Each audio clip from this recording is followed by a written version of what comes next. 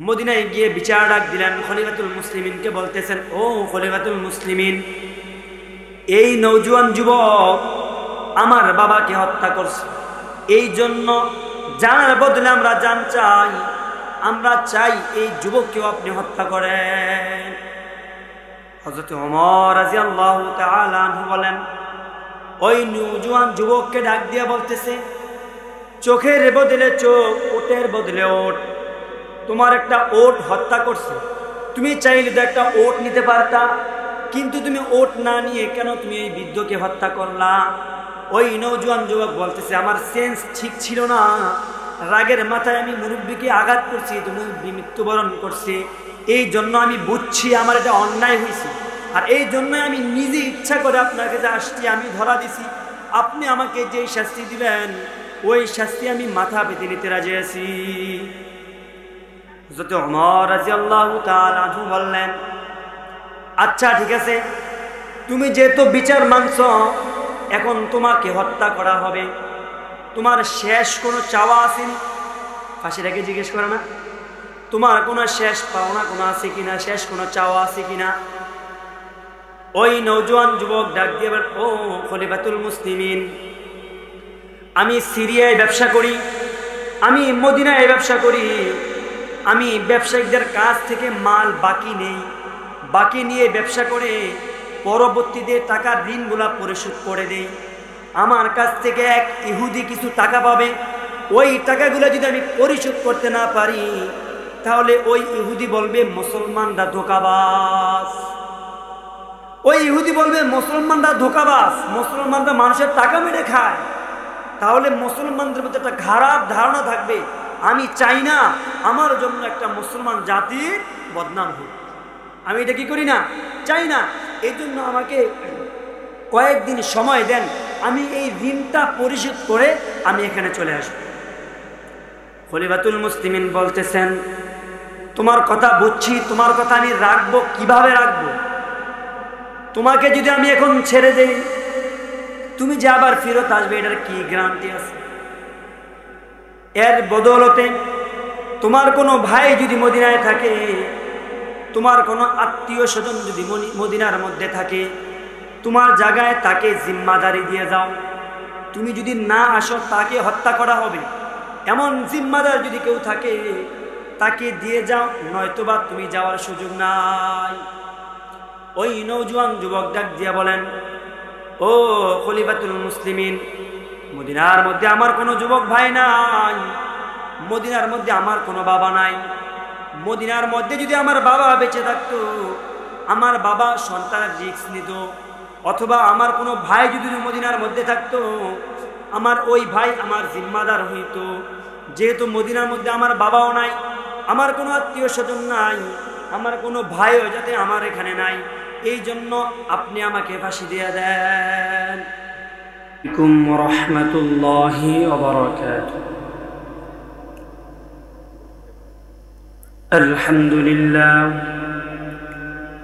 আলহামদুলিল্লাহি ওয়া কাফা, সালামুন আলা ইবাদিহিল্লাযীনা ইসতাফা। أما بعد فقد قال الله تعالى في كلامه المجيد وفي فرقانه الحميد، فأعوذ بالله من الشيطان الرجيم، بسم الله الرحمن الرحيم،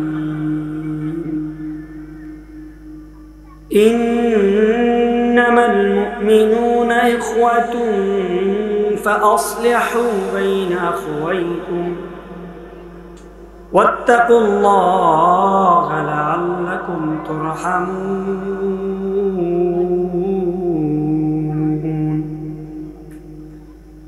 وقال النبي صلى الله عليه وسلم، المسلم أخو المسلم، أو كما قال عليه الصلاة والسلام. إن الله وملائكته يصلون النبي يا أيها الذين آمنوا صلوا عليه وسلموا تسليما اللهم صل على سيدنا مولانا محمد وعلى آل سيدنا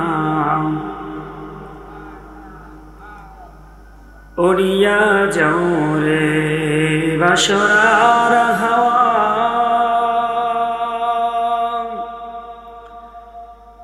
उड़िया जाऊं रे मदीना मुदर सलाम पहुँचे दियो नबी पाकेर रवाजा अल्लाहुम्मा सल्ले अला मौलाना मुहम्मद वअला आलि सय्यदिना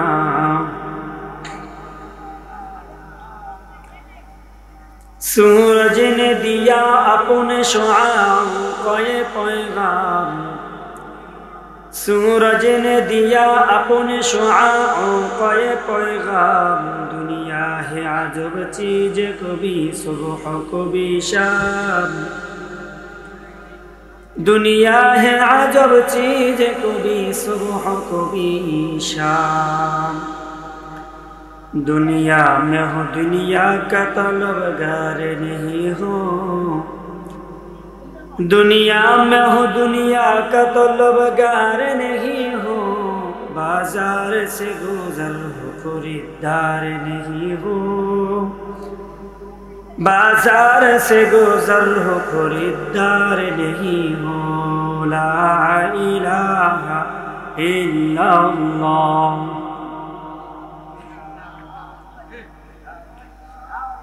ला इलाहा इल्लल्लाह ला इलाहा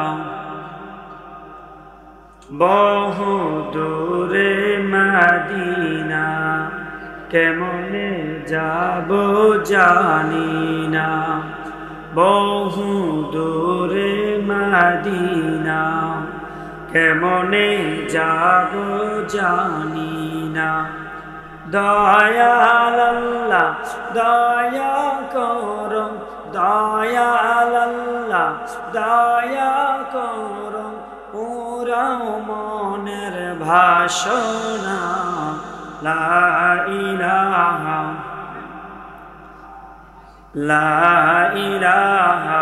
ইল্লাল্লাহ লা ইলাহা লা ইলাহা ইল্লাল্লাহু মুহাম্মাদুর রাসূলুল্লাহ সকলে বলি সাল্লাল্লাহু আলাইহি ওয়াসাল্লাম সাল্লাল্লাহু আলাইহি ওয়াসাল্লাম সাল্লাল্লাহু আলাইহি ওয়াসাল্লাম মুআজ্জাজ মুকাররম সম্মানিত ইসলাম প্রিয় তাওহীদি জনতা মহান রব্বুল আলামিনের দরবারে লাখো কোটি শুকরিয়া যে মহান রব্বুল আলামিন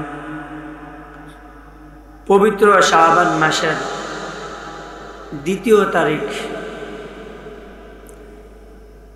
ইংরেজি মাস শুরু হয় রাত্র যখন 12টা বাজে এরপর থেকে আর আরবি মাসের তারিখ শুরু হয় সূর্য যখন ডুবে সূর্য যখন অস্ত যায় ওই সময় থেকে তারিখ শুরু হয় ওই দিক থেকে আজকে হচ্ছে শাবান মাসের 2 তারিখ রাসূল করিম সাল্লাল্লাহু আলাইহি ওয়াসাল্লাম প্রতি বছর যখন রজব মাস আসতেন তখন বেশি বেশি এই দোয়া করতেন আমার সাথে সবাই পড়েন আল্লাহুম্মা বারিক লানা ফি রজবা ওয়া শাবান ওয়া বাল্লিগনা রমাদান অর্থটা কত চমৎকার আল্লাহর হাবিব বলেন হায় আল্লাহ, রজব এবং শাবান মাসের পরিপূর্ণ বরকত ও রহমত আমাকে দান করুন এবং আমার হায়াতটুকু রমজান পর্যন্ত পৌঁছে আমিন। আচ্ছা, আমাদের হায়াতটুকু রমজান পর্যন্ত পৌঁছাইলে ফায়দাটা কি, লাভটা কি?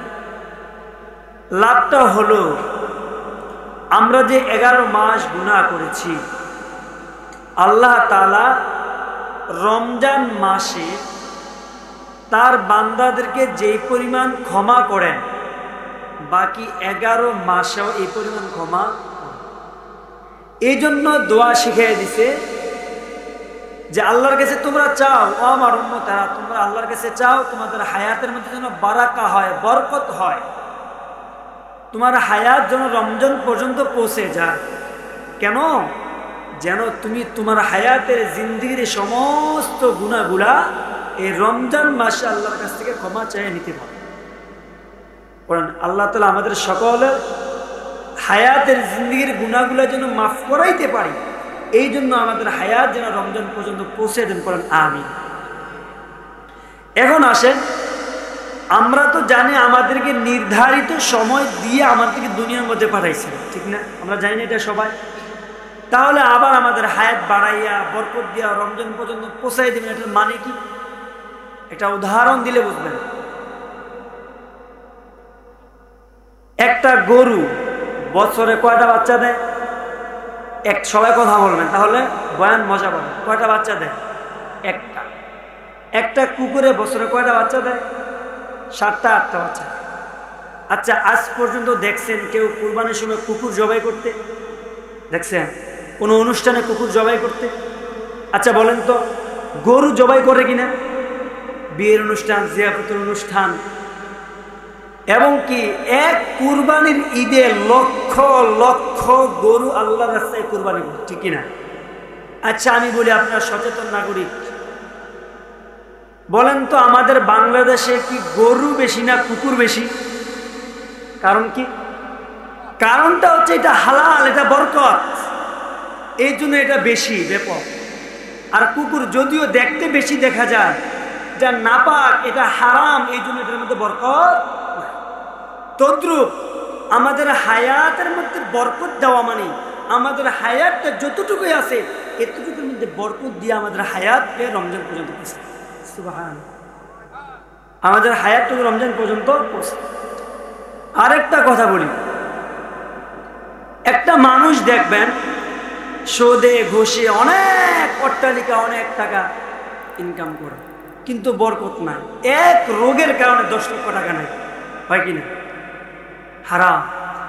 আরেকটা ইমাম সাহেব, মসজিদের একটা শিক্ষক, 5-10 হাজার টাকা বেতন দিয়ে সুন্দর চলে কিনা বলেন? আচ্ছা, একটা মানুষ মাসে 1 লক্ষ টাকা ইনকাম করেও তার ঋণ পড়ে থাকে, আর একটা মাদ্রাসার শিক্ষক, একটা মসজিদের ইমাম সামান্য কিছু ইনকাম করেও তার ঋণ থাকে না, বরং সুন্দর সুন্দর পোশাক পরে তার জীবনকে অতিবাহিত করে। এটার নামই হচ্ছে বরকত। এর নাম কি? বরকত। এই জন্য আল্লাহ তাআলার কাছে দোয়া করবেন, হায় আল্লাহ আপনি আমাদের হায়াতের মধ্যে বরকত দেন, হায় আল্লাহ আপনি আমাদের কামাই রুজির মধ্যে বরকত দেন। দোয়া করবেন তো ইনশাআল্লাহ। আজকে আলোচনার বিষয় এটা নয়। আজকে আলোচনার বিষয়বস্তু হচ্ছে আমরা এক মুসলমান আরেক মুসলমানের ভাই। আমি যে আয়াতটি তেলাওয়াত করেছি পবিত্র কালামের বড় বরকতি একটি আয়াত, বড় বরকতি একটি আয়াত। আল্লাহ তাআলা এই আয়াতের মধ্যে মুমিনের পরিচয় দিচ্ছেন, এবং কি মুমিনের পরিচয় দিয়ে এরপরে বলতেছেন নিশ্চয়ই ইন্নামাল মুমিনুনা, নিশ্চয়ই এক মোমেন আরেক মোমেন ইখওয়া, ইন্নামাল মুমিনুনা ইখওয়াতুন ফাআসলিহু বাইনা আখওয়াইকুম। আল্লাহ তাআলা বলেন নিশ্চয়ই এক মোমেন আরেক মোমেনের ভাই। সুবহানাল্লাহ। ফাআসলিহু বাইনা আখওয়াইকুম, এরপরে বলে তোমরা পরস্পরে ভাইয়ের বন্ধন টিকায় রাখো। সুবহানাল্লাহ। আচ্ছা আমি বলি, এখানে কি আপন ভাইয়ের কথা বলছেন নাকি সমস্ত মুসলমানদের কথা বলছেন? সমস্ত মুসলমানদের কথা। আচ্ছা আমি বলি, আপনি উত্তর দেন তো, এটা কি আল্লাহ তাআলা যে বলছেন এক মুমিন আরেক মুমিনের ভাই, এক মুসলমান আরেক মুসলমানের ভাই, এটা শুধু বাংলাদেশের মুসলমান? সারা পৃথিবীর মুসলমান আমরা ভাই ভাই। এক ভাইকে আঘাত করলে এক ভাই আঘাত পায়, তদ্রুপ সারা বিশ্বের মুসলমানকে যদি বেঈমান কাফের মুশরিকরা আঘাত করে, তাহলে আমার হৃদয়ের মধ্যে যদি কম্পন সৃষ্টি হয়, তাহলে বুঝতে হবে আমার আল্লাহর প্রতি ঈমান আছে, আমি ঈমানদার, আর আমার তিনি ভাই, ঠিক কিনা? আর যদি আমার এক মুসলমান ভাইকে সিরিয়াতে হত্যা করতেছে, ফিলিস্তিন হত্যা করতেছে, আমার অন্তরের মধ্যে যদি আঘাত না আসে, কষ্ট না লাগে, তাহলে বুঝতে হবে আমার ঈমানের মধ্যে দুর্বলতা আছে, ঠিক কিনা? আমার ঈমানের মধ্যে কি আছে? দুর্বলতা আছে। এই জন্য আমরা এক মুসলমান আরেক মুসলমানের পরস্পরে আমাদের সম্পর্কগুলো রাখতে হবে এমন সুপার গ্লুপের মতো। কিসের মতো? সুপার গ্লুপের মতো। যদি আমরা এমন সম্পর্ক বজায় রাখতে পারি, তাহলেই আমরা মুমিন। আর যদি এই সম্পর্ক বজায় রাখতে না পারি, আমরা মুমিনের খাতায় আমাদের নাম। আপনাদের একটা ইতিহাস শোনাই। হযরত ওমরের নাম সকলে শুনছেননি? যে আল্লাহর হাবিব বলছিলেন, আমার পর যদি কেউ নবী হইতো, তাহলে আমার সাহাবী ওমরে কি নবী হইতো। সুবহানাল্লাহ বিহামদিহি সুবহানাল্লাহিল আযীম। এই ওমর খলিফাতুল মুসলিমিন। ওমর কি? খলিফাতুল মুসলিমিন। এই ওমরের আমলের একটি ঘটনা কিতাবের মধ্যে আসছে। 300 মাইল দূরে, মদিনা থেকে কয়শত মাইল দূরে? 300 মাইল দূর থেকে মানুষরা মদিনায় ব্যবসা করার জন্য আসতো। কি করার জন্য? ব্যবসা করার জন্য আসতো। এক নওজোয়ান যুবক,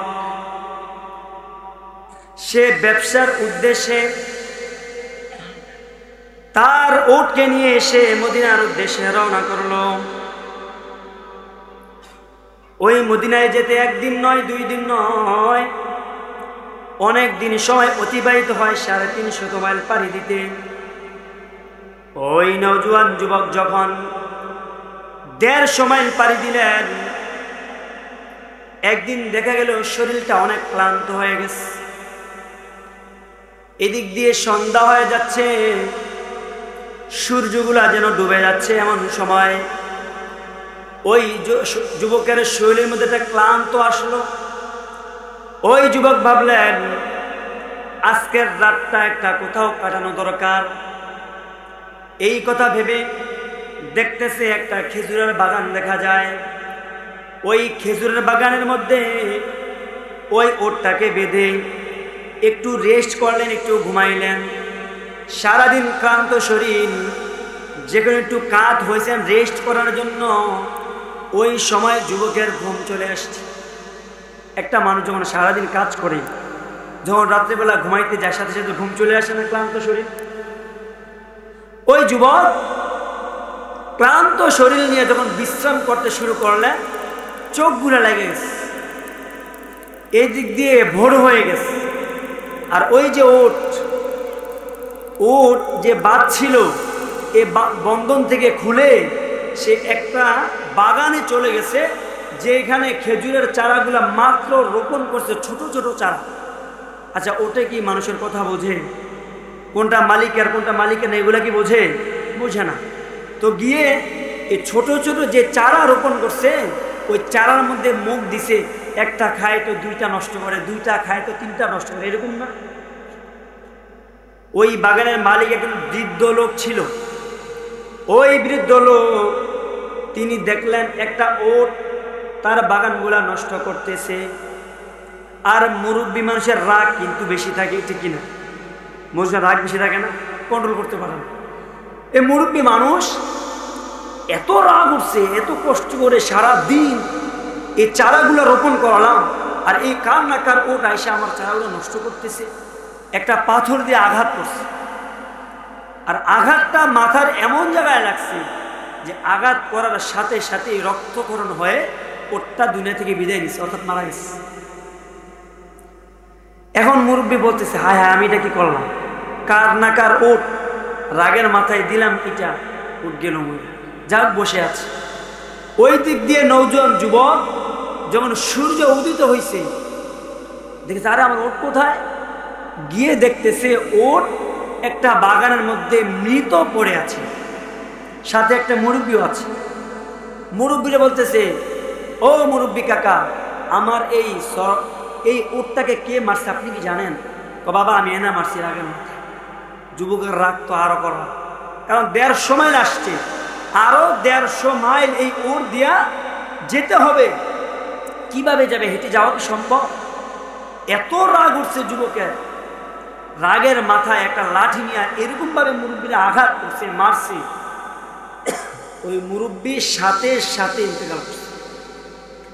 এখন যুবকের হুঁশ আসছে, হায় হায় আমি এটা কি করলাম? আমি তো একটা মুসলমান, আমার মধ্যে তো আল্লাহ তাআলার ভয় আছে, আমার মধ্যে তো জাহান্নামের ভয় আছে, আমি এত বড় অন্যায় কিভাবে করলাম? যখন এই যুবকের হুঁশ আসলো, তিনি বলতেছেন, না না, আমি যদিও আমার রাগের মাথায় আমি এই বৃদ্ধকে হত্যা করছি, আমার এটার শাস্তি পাওয়ার প্রয়োজন। আর যদি দুনিয়ার মধ্যে আমি শাস্তি না পাই, হাসরের ময়দানে এটার জন্য আমাকে শাস্তি পেতে হবে। এই জন্য জাহান্নামের আগুন আমি জ্বলতে রাজি নাই। আমার যদি শাস্তি পেতে হয় আমি দুনিয়ার মধ্যে শাস্তি পাবো। এই কথা বলে ওই নওজোয়ান যুবক বসে আছেন। যখন বিকালবেলা হলো, ওই বৃদ্ধর 2 যুবক ছিল, 2 সন্তান ছিল। ওই 2 সন্তান বাবার খোঁজে বাড়ি থেকে আসছেন, আমার বাবা কোথায়? ওই 2 যুবক এসে দেখতেছেন বাবা আমি তো বাগানের মধ্যে পড়ে আছেন, সাথে একটা উটও পড়ে আছেন, সাথে একজন জীবন্ত একজন নওজোয়ান যুবক বসে আছেন। ওই 2 ভাই বলতেছে, ও ভাই তুমি কি জানো আমার বাবাকে কে হত্যা করছে? ওই নওজোয়ান যুবক বলতেছে, আমার রাগ উঠে গিয়েছিল, আপনার বাবা আমার উটটাকে হত্যা করছে, এই জন্য আমি আমার রাগকে কন্ট্রোল করতে পারি নাই। কন্ট্রোল করতে না পেরে আমি আপনার বাবাকে হত্যা করছি। এখন আপনারা আমাকে যে শাস্তি দিবেন ওই শাস্তি আমি মাথা পেতে নিতে রাজি আছি।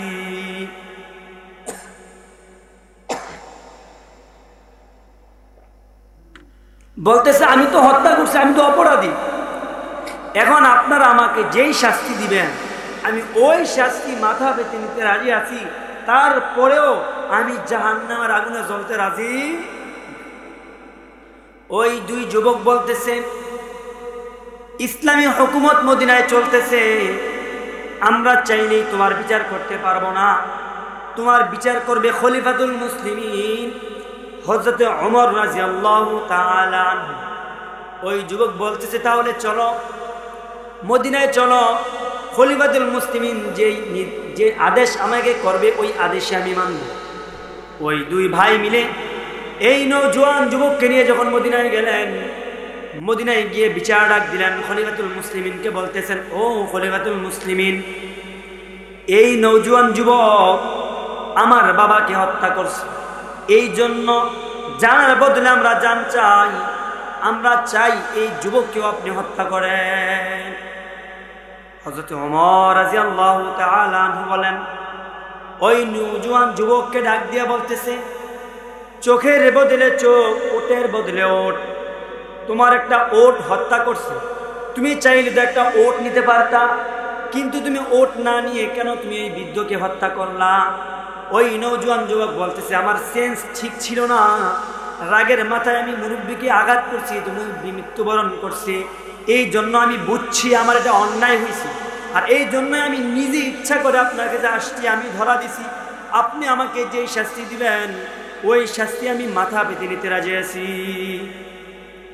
হযরত ওমর রাদিয়াল্লাহু তাআলা আনহু বললেন, আচ্ছা ঠিক আছে, তুমি যেহেতু বিচার মানছো, এখন তোমাকে হত্যা করা হবে, তোমার শেষ কোনো চাওয়া আসেনি? ফাঁসির আগে জিজ্ঞেস করে না, তোমার কোনো শেষ পাওনা কোনো আছে কিনা, শেষ কোনো চাওয়া আছে কিনা? ওই নওজোয়ান যুবক ডাক দিয়ে বলেন, ও খলিফাতুল মুসলিমিন, আমি সিরিয়ায় ব্যবসা করি, আমি মদিনায় ব্যবসা করি, আমি ব্যবসায়িকদের কাছ থেকে মাল বাকি নেই, বাকি নিয়ে ব্যবসা করে পরবর্তীতে টাকার ঋণগুলা পরিশোধ করে দেই। আমার কাছ থেকে এক ইহুদি কিছু টাকা পাবে, ওই টাকাগুলো যদি আমি পরিশোধ করতে না পারি তাহলে ওই ইহুদি বলবে মুসলমানরা ধোঁকাবাজ। ওই ইহুদি বলবে মুসলমানরা ধোঁকাবাজ, মুসলমানরা মানুষের টাকা মেরে খায়। তাহলে মুসলমানদের মধ্যে একটা খারাপ ধারণা থাকবে। আমি চাই না আমার জন্য একটা মুসলমান জাতির বদনাম হোক। আমি এটা কি করি না, চাই না।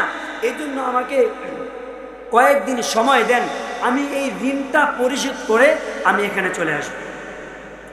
খলিফাতুল মুসলিমিন বলতেছেন, তোমার কথা বুঝছি, তোমার কথা আমি রাখবো, কিভাবে রাখবো?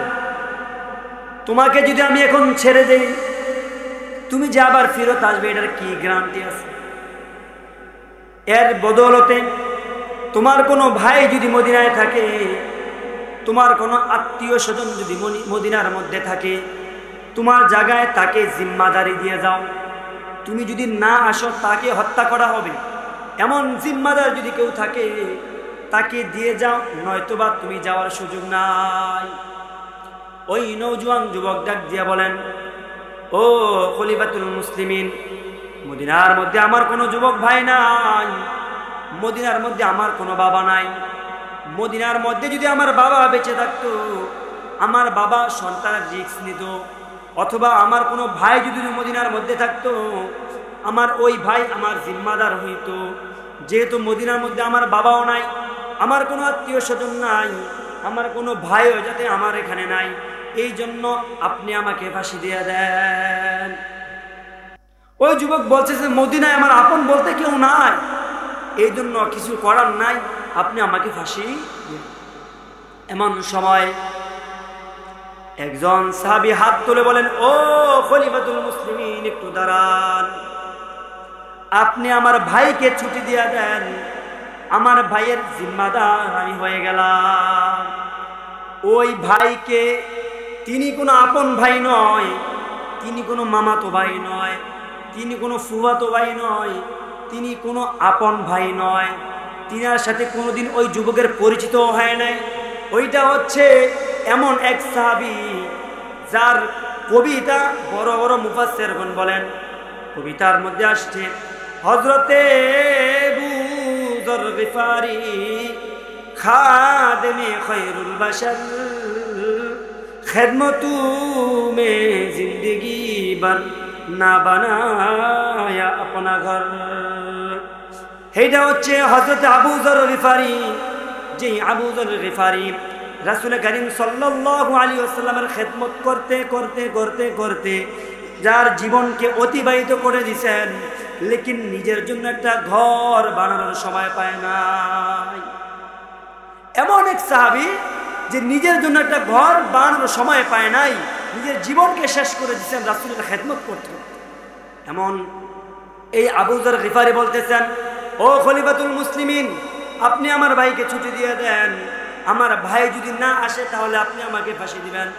খলিফাতুল মুসলিমিন হযরত ওমর বলতেছেন, আচ্ছা ঠিক আছে, আরবি মাসের প্রথম সপ্তাহে মুহররম মাসের প্রথম জুমায়, জুমা নামাজের পরে এর বিচার কার্যকর করা হবে।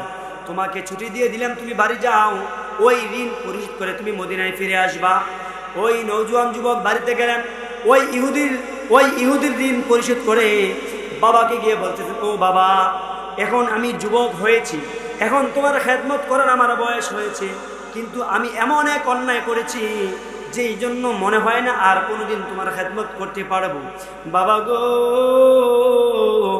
জীবনে তো অনেকবার আমাকে বিদায় দিছ, এমন শেষ বিদায় দাও, মনে হয় না আর কোনো দিন তোমার সাথে আমার দেখা হবে। মাকে গিয়ে বলতেছে, ও মা, তোমার কোনো ঋণ তো আমি জীবনে পরিশোধ করতে পারি নাই, মা গো, তোমার দুধের ঋণ তুমি আমাকে মাফ করে দিও, ক্ষমা করে দিও, আজকে শেষবারের মতো আমাকে বিদায় দিয়ে দাও। আমি এমন অনেক অন্যায় করেছি যে এই জন্য মদিনায় আমার বিচার হবে, আমার গলায় ফাঁসি লাগবে, আমাকে শেষবারের মতো বিদায় দিয়ে দাও। এইরকম ভাবে বাবার কাছ থেকে, মায়ের কাছ থেকে বিদায় নিয়ে মদিনার উদ্দেশ্যে রওনা করলেন। ওই দিক দিয়ে মুহররম মাস চলে আসছে, জুমা চলে আসছে, জুমা নামাজের আযান হয়ে গেছে, ওই নওজোয়ান যুবকের কোনো খোঁজ খবর নাই। এই দিয়ে মদিনার মধ্যে একটা কান্দার রোল পড়ে গেল। সবাই বলতেছে, হায় হায়, একটা অপরাধীর জায়গায় একটা নির্দোষ মানুষকে হত্যা করা হবে, আবু যর গিফারিকে হত্যা করা হবে। এটা কেমন দেখা যায়?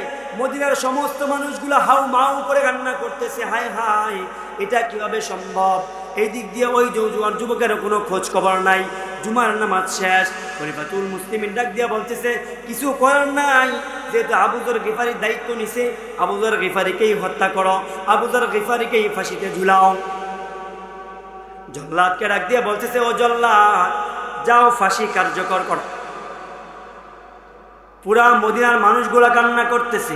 যেই জল্লাদ কোনোদিন মানুষ হত্যা করার সময় কান্না করে নাই, ওই জল্লাদও আজকে কান্না করতেছে, হায় হায় আজকে নিরপরাধ একটা মানুষকে আমি কিভাবে হত্যা করব। যখনই গলায় ফাঁসি ঝুলাবে এমন সময় এক সাহাবী ডাক দিয়া বলছে, ও খলিফাতুল মুসলিমিন একটু অপেক্ষা করেন, একটু দাঁড়ান। ওই যে দেখেন কে যেন মদিনার ভালু ঝড় উড়াইয়া ঘোড়া দৌড়িয়ে মদিনার মসজিদে আসতেছে, একটু অপেক্ষা করেন। একটু অপেক্ষা করার পর দেখতেছেন ওই নওজোয়ান যুবক মদিনার বালু ঝড় উড়াইয়া উড়াইয়া দৌড়ে এসে বলতেছেন, ও খলিফাতুল মুসলিমিন আমি জুমার নামাজের আগে আসার কথা ছিল, কিন্তু আমার ঘোড়ার চেন কোষ ভেঙে গেছে, এই জন্য এটা চেঞ্জ করতে গিয়ে আমার দেরি হয়ে গেছে। আমার নির্দোষ আবু যর গিফারি ভাইকে নামায়া দেন, আবু যর গিফারির জায়গায় আপনি আমাকে ফাঁসি দিয়ে দেন। আমি আবু যর গিফারিকে নামায়া দেন, আপনি আমাকে ফাঁসি দিয়ে দেন। খলিফাতুল মুসলিমিন ওই নওজোয়ান যুবককে বুকে জড়িয়ে বলতেছেন, ও যুবক আমার মনে হয় না যে ৩০০ মাইল দূর থেকে নিজের শাস্তি পাওয়ার জন্য দৌড়ে আসতে পারে।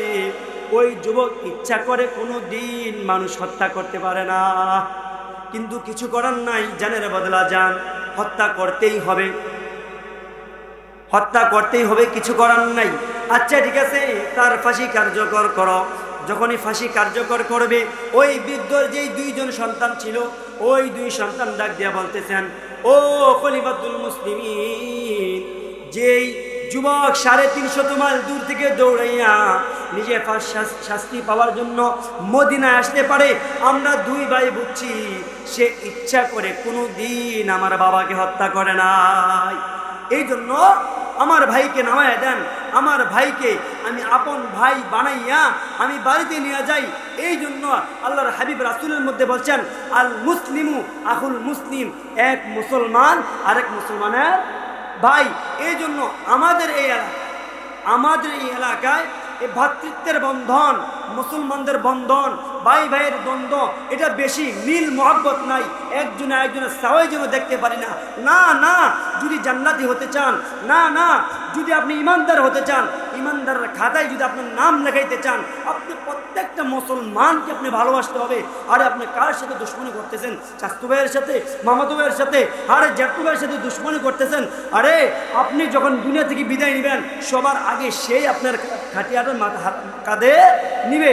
কেউ অন্য এলাকা থেকে মানুষ আসার আগেই আপনার ওই ভাই, আপনার এলাকার মানুষ, আপনার বাড়ির মানুষ যার সেবা আপনি দেখতে পারেন না, ওই আপনার ভাই আপনার জানাজার প্রথম কাতার আগে দাঁড়াবে, ঠিক কিনা?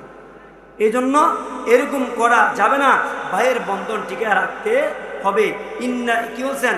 ইন্নামাল মুমিনুনা ইখওয়াতুন ফাসলিহু বাইনা আখওয়াইকুম, নিশ্চয়ই মুসলমান ভাই ভাই, আর তাদের ভ্রাতৃত্ববোধ তারা টিকায় রাখবে। এরপরে বলতেছেন, ইন্নামাল মুমিনুনা ইখওয়াতুন ফাসলিহু বাইনা আখওয়াইকুম ওয়াত্তাকুল্লাহ। এরপর আল্লাহ তাআলা বলতেছেন, যারা মুমিন ওয়াত্তাকুল্লাহ, তারা আল্লাহকে ভয় করে, তারা যারা মুমিন ওয়াত্তাকুল্লাহ লাআল্লাকুম তুরহামুন। আর যারা মুমিনকে ভালোবাসবে, যারা আল্লাহকে ভালোবাসবে, যারা আল্লাহকে ভয় করবে, লাআল্লাকুম তুরহামুন, তারাই হবে দয়া। তারা কি হবে? দয়াপ্রাপ্ত হবে। আলোচনা অনেক বিষয় লম্বা ছিল, দেখ হুজুর চলে আসছেন, এই জন্য আজকের জন্য আমি এখানেই সমাপ্ত ঘোষণা করতেছি। আমি এই এলাকার কৃতি সন্তান, আপনাদের সকলের কাছে দোয়া চাই, সকলে আমাদের জন্য দোয়া করবেন। আল্লাহ রাব্বুল আলামিন যেন আমাকে মৃত্যু পর্যন্ত দ্বীন আর ইসলামের খেদমত করার তৌফিক দেন। সকলে বলেন আমিন। ওয়া আখিরি দাওয়ানা আলহামদুলিল্লাহি রাব্বিল আলামিন ওয়া মা আলাইনা ইল্লাল বালাগ। আসসালামু আলাইকুম ওয়া রাহমাতুল্লাহ। সুন্নিয়তের প্রচারের স্বার্থে ভিডিওটি লাইক, কমেন্ট ও বেশি বেশি শেয়ার করুন। আমাদের সাথেই থাকুন।